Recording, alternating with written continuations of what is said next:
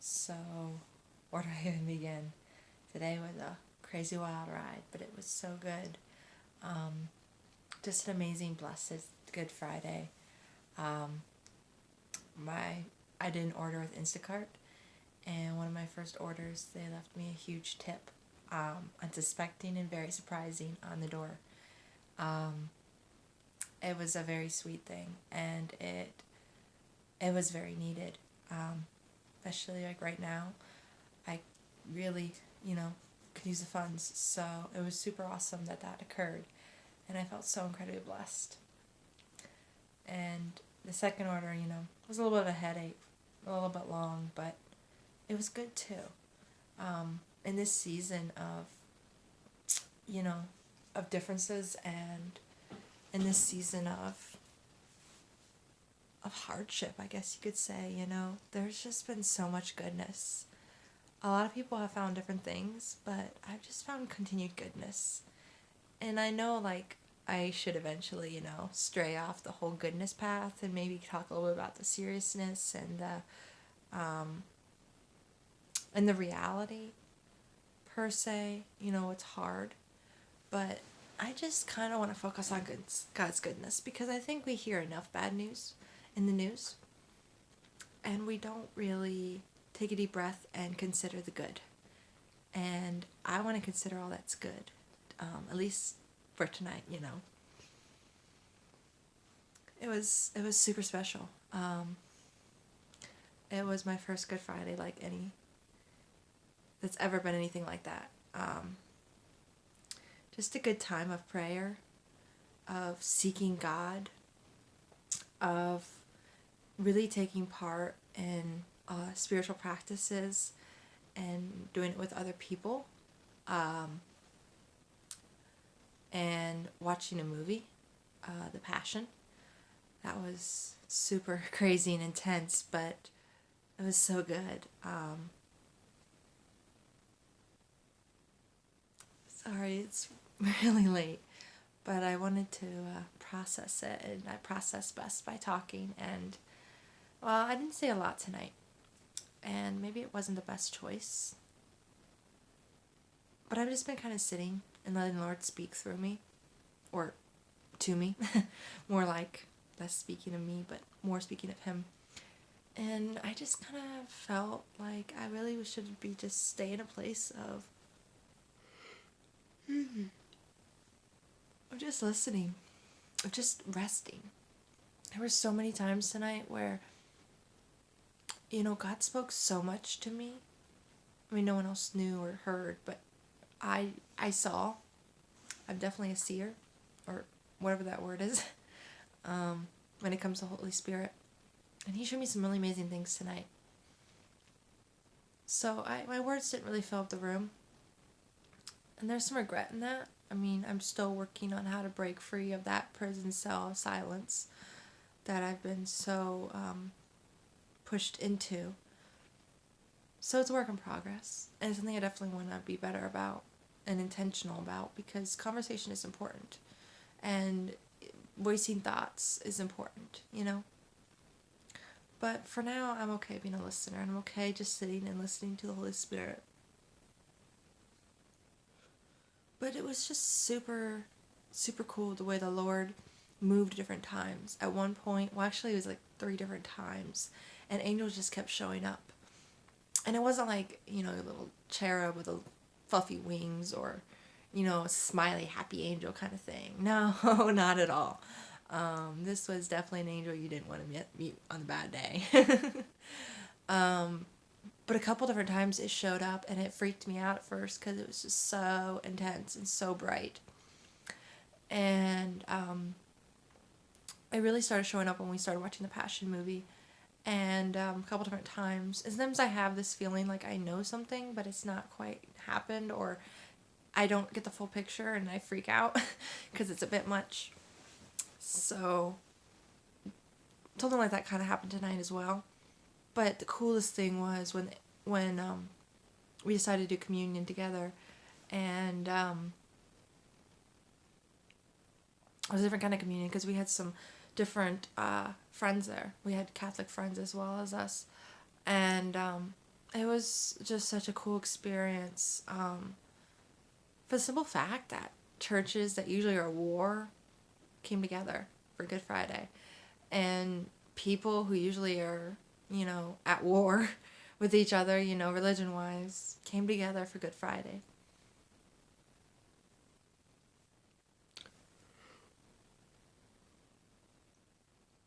It was just a small gathering of us, but because COVID-19. But it was super cool. It was super special, and it was church, but it was also fellowship and friendship.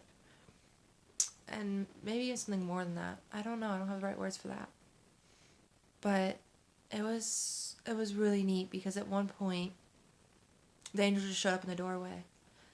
And like I say, it's not one of those friendly, huggable angels. This is a very fierce angel, very, very intimidating angel. And I was talking to the Lord, and I was asking the Lord, the rest of the people around me were discussing and having conversations, and I was just captivated by this angel in the corner that no one else seemed to notice but me, and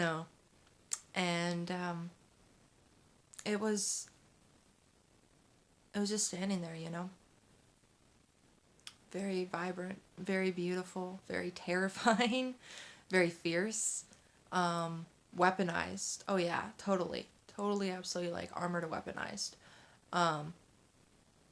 But not I was not afraid, afraid that would hurt me. I was afraid, for the fact of the fierce and intensity behind it. And I was talking to the Lord and asking the Lord kind of what he was showing me through that. And I got the idea that it was a guardian angel. Not like per se like a guardian, but it was like a protector guardian angel of the plate of the room, of the house.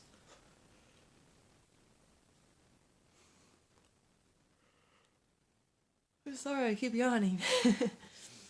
But yeah, and as it was standing there, I started looking around the room and I started seeing different lights, different variants of lights, blues and greens kind of waves. I'm still trying to figure out fully what that is. But then around the individuals I was near, I started seeing other kinds of lights. Each one had something different, particularly to them.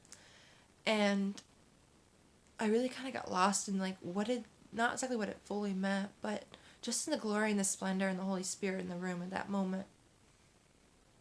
And it was really cool because during communion, the whole room just shifted dramatically. And you have someone who's singing, and you have someone who's praying, and you have someone who's speaking in tongues, and all these other things going on. It's just so much commotion in that room, but it's all unified and glorified for him alone. And there was no room for no enemy to go trampsing through this. And it was actually really neat because at one point we all just kind of turned and looked at it around and we're like, it is so quiet. This is the neighborhood that's, doesn't sleep kind of set, that kind of neighborhood. And it's quiet. It's peaceful. What happened? And I was talking to the Lord. And during certain parts, when we lifted, said this is the body, I saw the angel take its large staff, weapon, spear thing, whatever it is, and just start stamping on the ground over and over. And then when we went to take the blood, for communion, I saw the angel just raise its arms up. And then after communion and after all this going on, we then realized how peaceful and quiet it was. And I had this sense that the Lord had not only sent the angel just for the room and where we're at, but as the beginning of something new and something exciting that's going to happen in that neighborhood, Earlier I joined a prayer walk, and we're walking around and we're reading different passages and words and scriptures and singing different things, songs and stuff like that.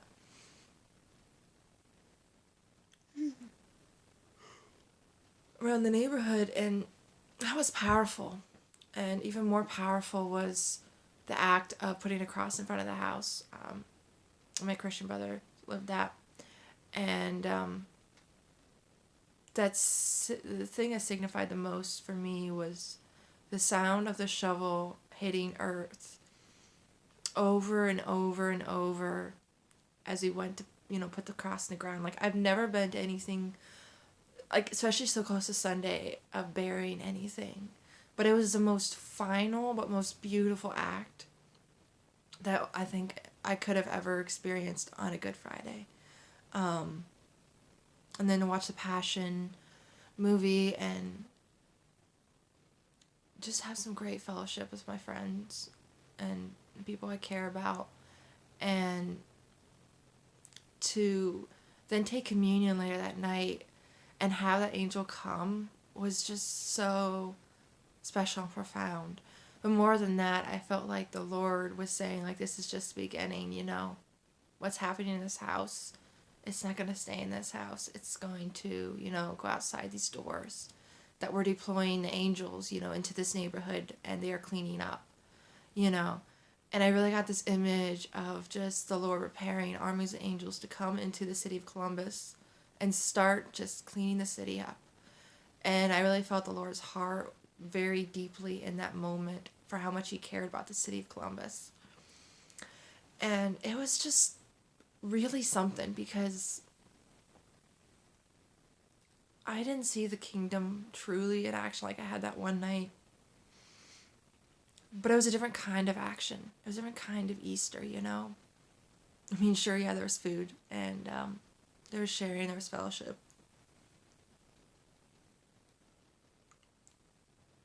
And some might say, should we have been together? Should we not? I mean, it's up to debate. But the main thing was that Jesus wasn't up there, tisking us or tapping his foot or upset because we had, maybe shouldn't have, maybe should have, He was up there glorifying what we were doing and really celebrating in it and really teaching us through it. And it was really awesome to be a part of such an experience. I mean, hours went by and it didn't even feel like hours, It felt like minutes. It wasn't that we were having such a great time and laughing and joking around and stuff. There was that, yes. But it was just, it felt all right, Nothing fell out of place. I mean, Jesus was so much in that space. Like, at one point, conversation kind of died off and I was just sitting there and I just realized how peaceful, I just really felt like I really didn't have to say a lot tonight, for the fact that I was just trustful into Jesus' arms and so loved and so content that I didn't need to say anything just for the sake of saying it. Plus, those around me have plenty to say and kind of covered the conversation just fine, and I feel kind of out of place when it comes to religious conversations, because even though, like, I know a lot in regards to it, and I don't admit that openly or easily, and I've been to a lot of schooling and things like that regarding it, but this whole charismatic, prophetic, living out the kingdom, it's all brand new to me. I'm very much an infant in it, and I don't feel like I have a whole ton to say for it because I'm still learning. But when I listen to other people, I'm totally processing, and I'm inwardly processing, so it takes me a while to gather my thoughts. But I think it also has to do with things, I'm really passionate about. It was an interesting conversation, but it wasn't anything I could really latch on to. Instead, I latched on to the spirit that was around me and what was being shown and provided to me. So, different, but still good. But yeah, I just kind of look back to today and it was just incredible. Like, I got to be a part of that, and that was, something special. And we need people like that are going to make our day special. And we need people like that are going to make something that could be really hard or depressing. A lot of fun, a lot of learning, and a lot of, I don't have the right word for it, but we need people like that in our lives. It's really important to find those right kind of people in our lives. I mean, I made some new friends tonight, and they're really wonderful. And I got to hang out with some, a couple of different other people. And, I got to hang out with people I care about. That's really what it comes down to, is who you're intentional with, and who you want to spend, your time with. But, like, who's going to help you grow in Jesus? That's another big thing, is who's going to challenge you, who's going to push you, and who's going to, encourage you to really grow in Jesus and sit in Him and see what's out there, It's so easy. I mean, it used to be so easy for me to just write it down and no one sees it, or for me to see things, not say it. And I wanted to say different times about what I saw, but they never seemed the right place or right time. And seeing in the Spirit is a little different. Like I say, you have the spiritual eye and you have the physical eye. But that seems to be a gift that the Lord has given me, for the simple fact that, it was actually last Thanksgiving. I had gone to a dinner, and it was just a typical day, Went to a Thanksgiving dinner before COVID-19. You can do that kind of gatherings, large gatherings kind of thing, which seems kind of crazy, but that's actually a thing. It's been so long now. Not that long, but it feels long. And I was really having a hard time physically. I was having a hard time emotionally. I was angry too, because they were playing Christmas music, and that really stirred up some bad feelings. So I kind of lashed out at some people I probably shouldn't have. Whoopsies. But I think all's forgiven, or maybe it isn't. I don't know. But at the end of the night, I started help cleaning up, and I ended up by these chairs. And I don't remember if I was sitting on the floor exactly or what all was happening, but I was there and I was talking to Jesus, because what else are you going to do when you kind of don't feel like you fit in? I mean, I was still new to this church. I mean, very, very, weeks new. I didn't really have a whole lot of friends. One really good friend. Everyone else was kind of a stranger, and I was a little overwhelmed. And I was physically not doing well. So no surprise there. So I was kind of off by myself, and I was just talking to Jesus. And I'll never forget it. I saw a doorway or a light or something like that. And it was so beautiful. And I heard the Lord tell me that He was going to give me the keys to the kingdom. And I didn't understand what those words meant. But seconds later, the whole room went into chaos. Not physically, but in my spiritual eye, I saw, I never saw before. So this is the first time. And the whole room was in chaos. I mean, if a room could be trashed, and I've seen a trashed room, I have evidence of that even. It's not fun. But when the enemy trashes a room, oh boy, is that something. And that's exactly what's happening. It was just a mess in my spiritual eye, and I was terrified. And amidst all that, I hear this loud bang, and I don't even realize what happened, but a stack of chairs behind me just fell on top of me, like that. And I really could have got hurt, because, that's a stack of 20-something chairs. But instead, the Lord had sent an angel right over top of me to protect me. So even though I was pinned underneath these chairs, I was protected by an angel. And that was the first time I ever really saw. And after that, I was seeing everything and anything, and it was a lot. I've tempered down a lot since then, and I've learned to discern a lot better, but that's really when it began. And the Lord told me He's giving me the keys to the kingdom. And different times, He's shown me things. Now, sometimes I have to really search for it. Sometimes I look in a corner and I feel drawn to it, and then I kind of have to, wait for the Lord to show me or ask the Lord. Corners are a pretty big thing. But sometimes I see the enemy. He's not pretty. But a lot of times I see angels.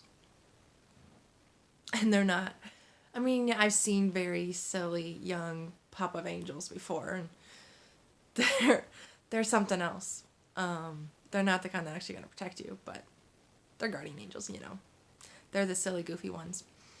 Um, but I mean, when I was at the eggplant packing, I remember I was drawn to this one corner, and I looked up, and there was a presence up there. I could feel it, and I was shown an angel, and I asked God about it, and I couldn't take my eyes away because it was just, beautiful and radiant and terrifying. That's always the word for it. Like that passage in the Bible where it tells about like the shepherds were terrified at the sight of the angels. Yeah, it's not like, they're going to harm you terrified, but it's an awe-inspiring kind of terrified. I mean, they're a spiritual being, And no angel I don't think looks alike. I really don't. And angels have always been in my life. I think I've always been a seer, or whatever that word is. But I never really actually saw Saul until Jesus gave me the keys to the kingdom, as he said anyways. But I remember that day, like, looking up and seeing them in the rafters. And the other day I'd seen the guardian angels just goofing off and everything else, just hanging their legs down, playing around, but being guardian angels, young pups of angels. Full of mirth and laughter, they were. Basically like kids, teenagers kind of thing. But they were looking out for us. And, but that day that I saw that angel, the Lord told me that was protecting me, that there was something going on outside. And that day I stepped outside, and there was huge, the sky was pitch black. There was thunder, there was lightning, there was pouring down rain. And the Lord told me it was a release of the tension. That the angel inside it was protecting us from whatever was going on outside.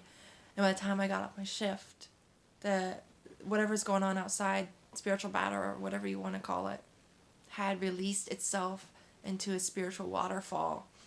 And it was beautiful. It was very scary because it was pretty intense of a storm, but it was beautiful. But the Lord does that, He shows us things. He talks to us. He guides us. And I feel just so blessed that I got to be part of this because, yesterday I was just going to do a prayer walk myself, maybe with someone else, depending.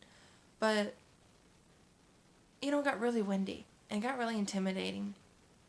So, it didn't happen. But I keep thinking that if it had happened, would have I been able to, be a part of what happened today that I got to experience? And that's why I think God does everything for a reason. Because even if it doesn't make sense to us, like, why was it, like, ridiculously windy last night? Don't know.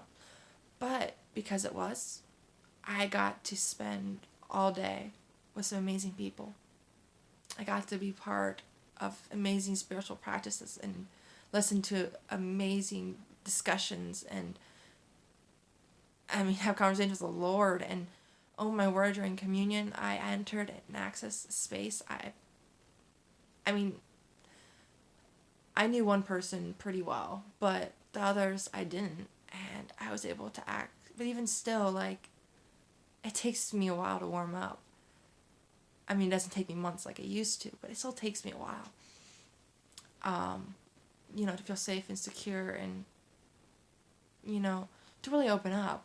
But I was able to open up during communion like I've never done before. God was just so much in that space. I was able to just sing and praise and really just soak in the Lord and just, oh my word, I cannot stop laughing. The joy of the Lord just overwhelmed me immensely. It was so insane. Like, if you've ever laughed with the joy of the Lord, there's no other laughter like it. Like, it's unexplainable. It's just over-consuming. It's a consuming laugh. And you just are in the middle of praising God, and you just start laughing, and then you go praise God some more, and you start laughing some more. And that's just the joy and the love of Jesus, It just overtakes you. And it really takes you somewhere wonderful. So maybe I'm going to be rambling. Maybe I don't make a lot of sense. But I want you guys just find the right people to be with. Find the right people that'll take care of your heart, take care of your mind, and treat you well, you know? Especially in this season I mean, we're not in Lent or lament really anymore, but it is to a point because of COVID-19. There's a lot of loss. There's a lot of sacrifices, like I said this morning. So it's important to be around the right people right now. It's important to be around those people that give you, hope and light and keep you going and motivate you and encourage you. And if you don't have those kind of people, find them. Or pray for them. That's what I did. I prayed for friends, and the Lord sent me one amazing person, and she opened up the doorway to an amazing world of people, and a few certain ones in particular, and it's just incredible. It really is, because you need those in your life, especially right now when everything is virtual. You kind of feel like you're on your own island. I mean, today I feel like I've been in a really reflective space. So I haven't been as, way outgoing and goofy, but I think it's okay, It's okay to be reflective. It's okay to be outgoing and goofy. It's okay to be, sassy and sweet and spunky. It's okay to, be different facets of yourself, But know who you are. Be okay with who you are. Celebrate Jesus. Praise his name, And find those special people. It'll really make things better during this time. And if you're not as bold as us or as crazy as us, use a phone. You have text messaging. You have messenger apps. You have video chats. You have Zoom. You have, phone calls. And you can do a multitude of things at this point with technology. So I think that's all I have to say tonight. But I hope the Lord blesses you and the Lord keeps you safe and that you have a great Saturday tomorrow. And continue resting in the Lord. I'm excited to see what is for tomorrow. For some reason, Daniel just came to my head, so maybe I'll talk about Daniel tomorrow. We'll see. I've been in Daniel before, but we'll see. But yeah, I wish you guys all a wonderful night. I love you, world. Virtual hug. Bye.